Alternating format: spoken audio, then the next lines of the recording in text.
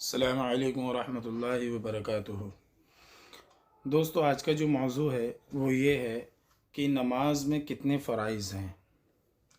नमाज में कुल 13 फ़राइज़ हैं। अच्छा, अब इन 13 फ़राइज़ को दो जगह डिवाइड किया गया है, दो हिस्सों में डिवाइड किया गया है। वो दो हिस्से क्या हैं कि 7 तो हैं नमाज पढ़ने से पहले के, और 6 हैं नमाज नियत बांधने के बाद, है ना। तो ये टोटल 13 फ़राइज़ होते हैं। अब जो बाहर के हैं पहले उन्हें लेते हैं कि जो बाहर के 7 फ़राइज़ हैं वो कौन कौन से हैं। वो 7 फ़राइज़ हैं। सबसे पहला है बदन का पाक होना, ठीक है। फिर उसके बाद दूसरा आता है कपड़ों का पाक होना। तीसरा आता है सतर का छुपाना। चौथा आता है जगह का पाक होना। पांचवा आता है क़िबले की रुख होना।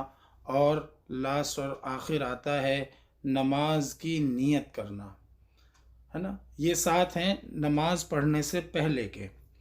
ये चीज़ हमें याद रखनी है कि भाई हमारा बदन पाक होना चाहिए नमाज़ पढ़ने के लिए। उसके बाद हमारे कपड़े पाक होना चाहिए। हमारा ज़ाहिरी और बातिनी दोनों हमारे पाक होने चाहिए, ठीक है ना। फिर हमारा सतर छुपा होना चाहिए।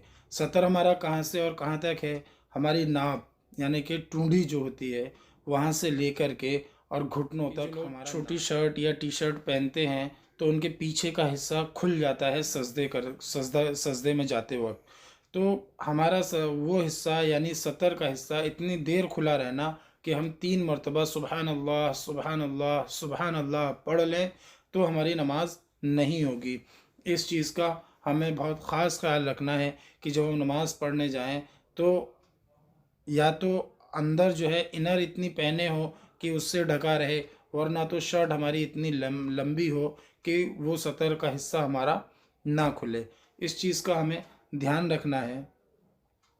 तीसरा हुआ सतर की जगह का सतर सतर को ढांकना। और चौथा जगह का पाक होना। हाँ, ये भी बहुत लाजिम है कि भाई ऐसा ना हो कि जैसे कि हमारी घर की मस्कुरात है, लेडीज़ हैं, वो अक्सर जो है बच्चे टॉयलेट कर लेते हैं, पता नहीं रहता, है ना। तो ऐसी जगह एक मुतय्यन करें कि जहाँ पर जो है नमाज पढ़ सके। वो जगह हमें अमूमन ये जहन में रहे कि भाई ये जगह हमारी पाक रहेगी, यहाँ बच्चे जो है टॉयलेट पेशाब नहीं करते हैं। इस चीज़ का हमें ख़ास ख्याल रखना है कि ये फ़राइज़ में से है। अगर इन फ़राइज़ में से कोई चीज़ रह जाएगी तो हमारी नमाज नहीं होगी। और पांचवा है किबले की तरफ रुख करना। अगर हमारा किबले रुख नहीं होगा तो ये जान लें कि हमारी नमाज नहीं होगी, है ना। और फिर जो है छठा आता है नमाज का वक्त होना। हाँ, ये बहुत अहम है कि हमें ये मालूम होना चाहिए कि फ़जर का वक्त है या ज़ोहर का वक्त है, असर का वक्त है, मगरिब का है, इशा का है। जो वक्त है उस वक्त पर वो नमाज अदा करना। अब पता ये चला कि वक्त असर का है, नमाज मगरिब की पढ़ रहे हैं, या मगरिब का वक्त है नमाज असर की पढ़ रहे हैं, तो हमारी नमाज नहीं होगी, या फिर उसमें हमको क़ज़ा लगाना पड़ेगा, पढ़ रहे है ना। तो फिर अगर जैसे कि असर की नमाज में हम ज़ोहर की नमाज़ पढ़ रहे हैं तो हमें उसमें नमाज क़ज़ा लगाना पड़ेगा, तो हमारी नमाज हो जाएगी। और अगर हमें वक्त का पता नहीं हुआ, है ना, तो हमारी नमाज नहीं होगी। तो नमाज का वक्त होना ये फ़राइज़ में से आता है कि नमाज, जिस नमाज का जो वक्त हो उस नमाज में, उस वक्त में वो नमाज अदा की जाए। ऐसे ही सातवां आता है नियत का करना। भाई नियत जो है दिल से करें, जिस वक्त की नमाज पढ़ें उस वक्त की नियत करें। अच्छा, नियत का दारोमदार जो है वो दिल से है। हर चीज़ जो भी काम करें उस चीज़ की सबसे पहले हमें नियत करनी चाहिए कि भाई हम ये काम करने जा रहे हैं, वो नियत हमारी दिल से होनी चाहिए। ये तो हुए बाहर के। अब बात करते हैं अंदर के 6।